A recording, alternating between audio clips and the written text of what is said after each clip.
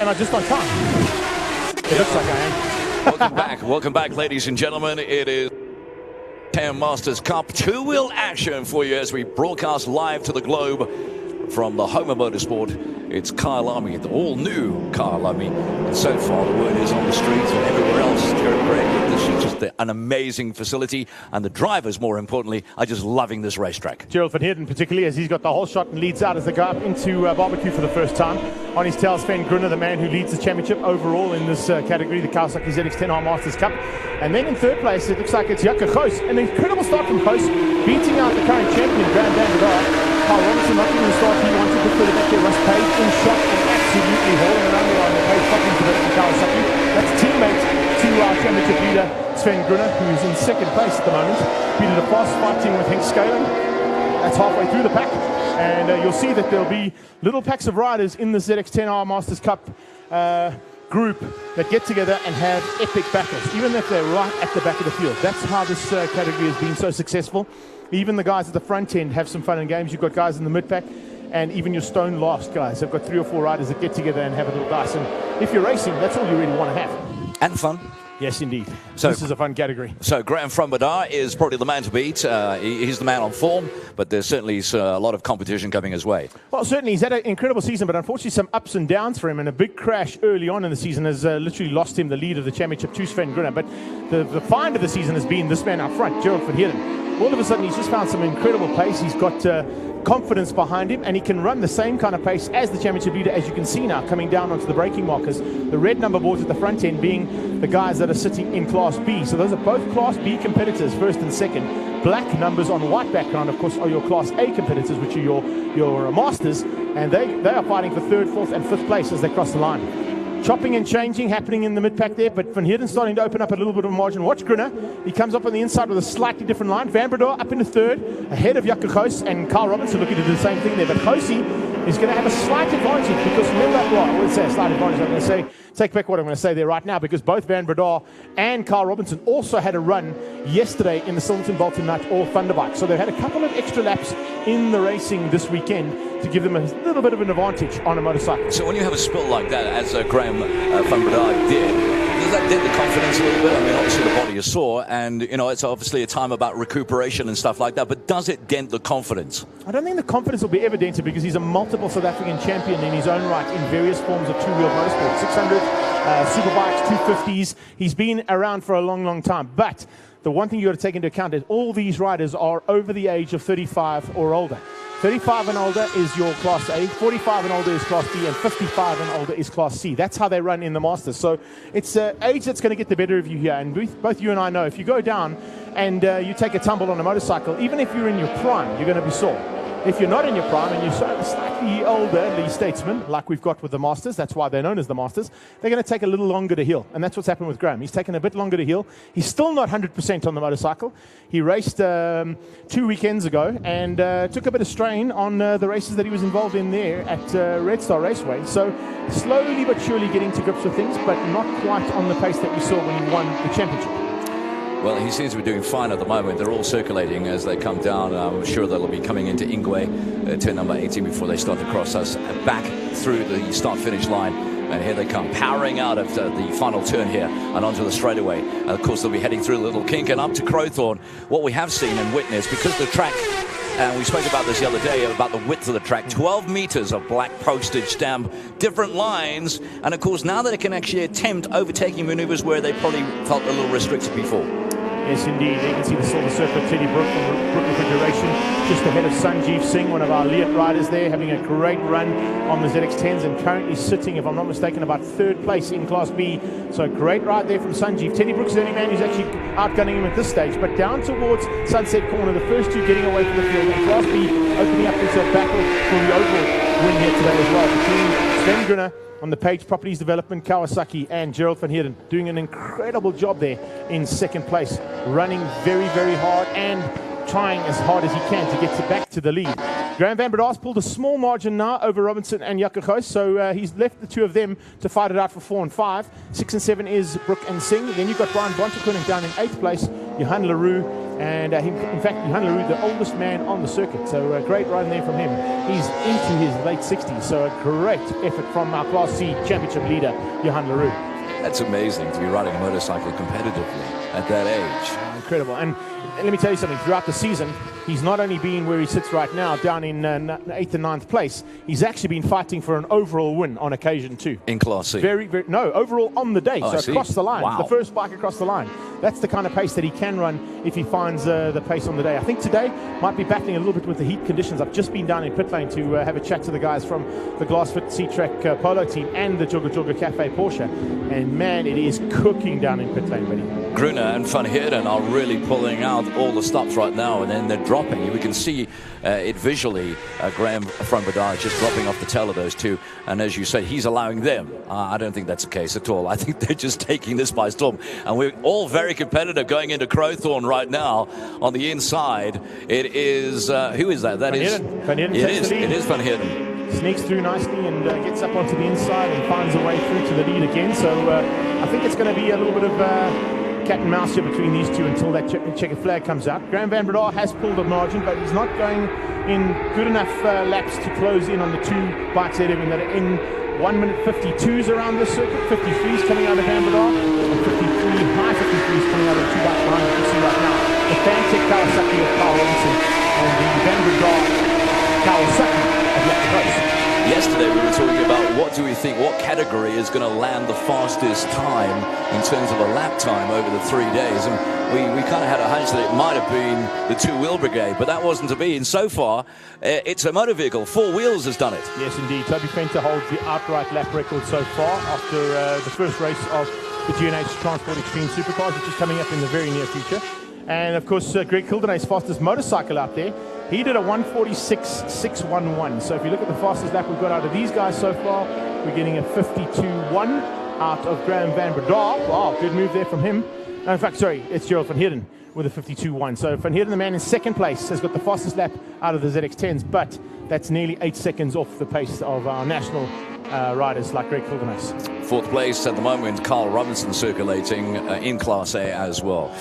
Further back, yeah, this is West Bank top of, is this where we're going? Yeah, it's down to the mine shaft. Correct. And looks like it's going to be a battle there between, just picking up on a few of those riders. I think that was Raymond Keel on 33, Hannes de Vos, and Stuart Russell. And then there's Sanjeev Singh on number 12. Originally, we used to call Rushan Mudli the fastest Indian in the country. Unfortunately, It's now gone into the hands of Sanjeev. He's outgunned him. So certainly looking good is Sanjeev Singh, and definitely one of our top contenders in Class B's category here of the ZX10 Arm Masters Cup. Tune, yeah, one time. Right, so up into barbecue. And Van Breda is closing, but it's on a small margin per lap. And remember, we're only sitting with a ZX10 race here of 8 laps, and we've completed 4 of them, halfway stage. Yeah, Van Breda now starting to close in there. Possibly squeeze those two for a win. Oh, see the rubber was burning on there. We left a little dark streak on the track. Sun's keep coming out of that magnificent sunset corner. That corner really hasn't changed much on the new version of the circuit, but Clubhouse a little bit wider on the exit. The S is certainly much wider than what we're used to going through here, and they'll love that on a motorcycle. Gives you lots of room to play. Haven't seen much of the Class C's at the moment. One would expect the Foss to be in that. The Foss should be there. Teddy Brook, of course, is the man who leads them out at this stage, just behind Sanjeev Singh there. So he's his nickname is the Silver Surfer. And the reason we give him that is every now and again when we get a wet race, he pulls out an Alpine Stars racing suit made for the rain that is just Silver Surfer-esque. The whole thing is silver lame. It is gorgeous. I bet expensive too. Yeah, don't want to drop that down the road, that's for sure. But anyway, he's now leading the Class C battle, and at this stage, just ahead of second place there, Johan Leroux. He's down in 9th, and Peter de Vos in 10th, not too far off the back end of Leroux. Sven Grun looking over his shoulder. I don't think you should be doing that, my friend, because yes, he is there. Gerald van Heerden is closer than what you think. You've got no time to be looking over your shoulder as they get on the straight. Yeah, do yourself a favor and don't jump in there, that's for sure, because things can get real. Even when they're driving in the Masters class, these guys do not hold anything back. You've had the likes of Stuart McLeod take a back-to-back victory from start to finish a couple of seasons back in the Class B Championship. Gavin Lightfoot came through and also was unbeaten in an entire season. So there are guys that can run and get away from everybody else. The Aberdan bike there, that is the route, just behind Brian Bontekoning. So Bontekoning, a name that maybe doesn't ring a bell to you, but will to a lot of South African motorsport fans. Multiple off-road motorcycle champion who decided to step across into road motorcycles a while back. Also a very talented mountain bike rider, and certainly knows his way around this track, particularly having spent some time at a track school only a few weeks back here at Kyalami. Yeah, new for a lot of them, but you know what, at the end of the day, Greg, I mean, these guys know exactly what they need to be doing in terms of the braking area 50 meters from the corner. So as much as some of the corners are new, and they'll experience that today, and some have, as you say, but still, when it comes to the braking into the corner, they'll know what their machines can do, and 50 meters is 50 meters, wherever it is, on whatever racetrack. Yeah, especially when you're coming off a massive amount of speed and power that a ZX10 will give you. Yellow flags up into Leeuwkop, so possibility of a rider down. No overtaking as they go through. There it is, the rider is Van Heerden. It's Gerald Van Heerden that's actually crashed out there. Oh, he's fortunate to get back up and riding, but that is going to cost him dearly. Gerald Van Heerden going down at the top of Leeuwkop, and that's going to just leave Sven Grun with a massive margin over second place now, Graham van Breda. He'll look back and know that his arch rival there, Gerald Van Heerden, is no longer with him. He probably even heard him go down as they came out, but Van Breda now with a chance of taking the win in Class A and second place overall, ahead of Carl Robinson and Jaco Koos. Well, if he's gone down, he's certainly got back on that motorcycle very quickly. Maybe the marshals, but are we sure that he physically... I think he could have probably run wide. Under braking, or if he did go down at any stage, it would have been a low side, so it probably didn't do much damage to the bike. We'll wait and see if he still crosses the line. Just watching to see as they come through there, whether we do get the man who was in second, Gerald Van Heerden, to cross the line. Bontekoning has just gone through. Van Heerden should be the next rider to take a pass. He has passed through the line, so he has got back up. In fact, coming into pit lane there, one of our ZX10s who with an issue, I didn't get a number, but some guys having some issues. Other guys, no worries at all. Carl Robinson getting a lap board. You can see there, one lap to go for him, and he's got to push hard for this next lap. This is where it all counts, to keep ahead of Jaco Koos. Koos trying to close in on him. Behind them is Sanjeev Singh. Sanjeev now promoted up automatically to second place in Class B, and what is that, fifth place on the road. So a nice, consistent ride from Sanjeev again. He wanted to try and take the win in Class B's, but it's a tough day in the saddle to beat out Sven Grunner. Yes, Van Heerden, look at that. Coming straight back at Peter de Vos and just sneaking through there. So it certainly hasn't dented his confidence, and he's now probably fired up more than anything else. Angry is the word. Red mist starting to settle. Oh, he's trying too hard. Runs wide and has to back out. Yeah, he's going to try too hard there. I think he'll probably just realize that he's like, you know what, let's rather get this bike home and sort it out for race number 2. Let's not push too hard. If he can find a way through on De Vos again, he'd probably have another look.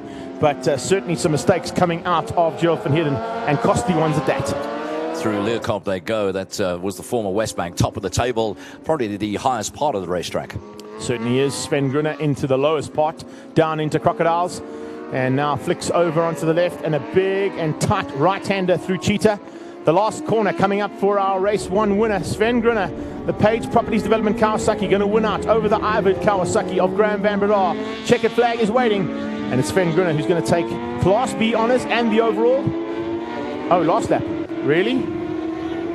Okay, that's interesting news to me, because I've got a 6... Oh, no, I beg your pardon, it is an 8-lapper. I had it as a 6-lapper here, but they've changed the program, of course, so there you go. Thanks, Dave. No problem. We'll carry on and keep you entertained for a couple more. It's all good. Here we go. They're brutal, aren't they, behind the scenes? Now they wanted to... Oh, that's Russ Page. Russ Page with a big one. Sure, that's huge. That's, I think, coming out of Crocodiles. And Russ Page is down and hasn't really... Well, he's breathing and moving, but he's going to be sore. That's a big high side. That is out of Crocodiles. Heading towards Cheetah Corner. And as you can see, not a happy camper there at all. The number 46 on that bike, of course, the famous number 46 livery, but it's Russ Page in this one. There's Jason Joshua going past him. Marshall's telling them to keep to the right-hand side. Hopefully the flag's waving frantically to warn the riders of the downed rider down in Crocodiles. But that's a big, big pity there for him. We're on to the last lap now. 7 completed, and the final lap has been started. But red flag has been called. Wow. Yeah, I think the rider's in too dangerous a position there. That's a great call from Johan Fourie, the COC, to get everybody to slow down, and that's the end of it. They'll go 1 lap back, which shouldn't change the outcome of the race too much, because they were already sorted out on the previous lap. So Sven Grunner will take the win ahead of Graham van Breda, Carl Robinson and Jaco Koos. In fact, We could possibly have a change up there. We may even see a reinstatement of Gerald van Heerden, because one lap back, Van Heerden was still second. So medical team being shuttled around very, very rapidly in that Porsche Cayenne. It's great to have Porsche as a sponsor, eh? Yeah, I saw the biscuits. Better than that, I saw the biscuits. Fantastic stuff there from the Porsche Cayenne. Jacques behind the wheel there, one of our Kyalami marshals. And as always, Kyalami doing an incredible job. Look at that. Wow. That's the big high side. That's only the halfway through it, and we just see the end of it. But unfortunately, this is what I'm concerned about on the left-hand side. The rider is rolling, yes, but we did see him move, and we did see him get up ever so slightly afterwards. The motorcycle, that's huge. That's his tickets.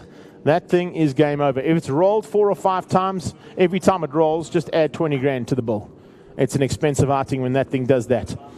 Oh, you can see the riders looking concerned as they go past there. Bontekoning and De Vos having a quick look over at Russ Page, and I'm sure that everybody out there in Facebook land, just to give you a heads up, you've got the best marshals in the country and the best medical team in the country here at Kyalami, so don't worry too much there. Russ Page's family and, of course, everybody on the sidelines will be a bit concerned, but needless to say, we have got an incredible team behind us here at the new Kyalami, and I'm sure that Russ is in very capable hands there. So red flag, as you can see there, unfortunately brings the race to a very, very shortened version of it. Confirmation as we go back to our timing monitor from Pro Timing. The winner going to Sven Grun, and Class B's honours as well. That just extends him. There you go. Thank you very much, Pro Timing. Sven Grun taking the win ahead of Graham Van Breda. Van Breda will take his second place and Class A's win. Carl Robinson comes through for second place in Class A, but third overall. And Jaco Goos will take third place in Class A and fourth overall. Sanjeev Singh comes through for a great fifth place, and he finishes up in second place for the Class B's. Thanks, Andre. After that, we go down to Teddy Brook, who wins Class C. And I think we might get a little bit of a highlights package. Just waiting for our team to give us a heads up on that. But as the riders go back in, I'll be a bit concerned that the race was brought to a little bit of a preliminary end. But as you can see, medical team on standby and Russ in the best hands in the country right now. This looks a little bit more serious than what we first thought at the moment. Look, I can tell you, when I saw him move, that's a good thing. If he hadn't moved, I'd be concerned. And we'll wait and see whether or not we get any feedback from our race control. But as I said, the medical team will be there. They will sort him out ASAP. And, I mean, the doctor's already there. Our ALS1 is already on site. And if she's talking to Russ, it means he's probably compass mentis and can tell her exactly what's wrong and where he's feeling pain. And looks like we're almost good to go here for some highlights.